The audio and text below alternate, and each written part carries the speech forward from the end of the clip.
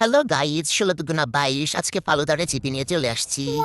আজকে আমাদেরকে সুন্দর একটি প্যান নিতে হবে, বুঝছেন? প্যান, এখানে আমরা 1 কাপ পানি দিয়ে টুটি ফ্রুটিটাকে আমরা জাল করে নিব। তারপরে জাল করার পরে এটা ঘন হয়ে এলে এরকম একটা সাদা প্লেট নিতে হবে, সাদা প্লেটই নিতে হবে। এটাকে আমরা ঢেলে ঠান্ডা করে ফ্রিজে রেখে দিব।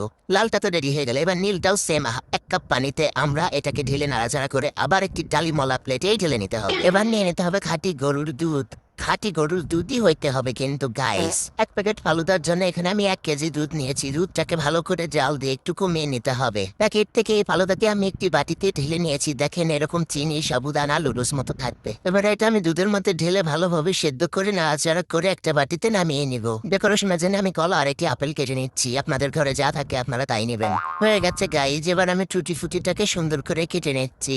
তারপর আমি সুন্দর দেখে 2টা বাটি নিয়ে এগুলোকে পরিবেশন করবো। এবার 2টা বাটিতে আমি রেসিপি ঢেলে নিচ্ছি যেন কম বেশি না হয়। তারপরে উপর থেকে লাল সবুজ টুটি ফুটি দিয়ে নিলাম, একটু আপেলও দিয়ে নিচ্ছি।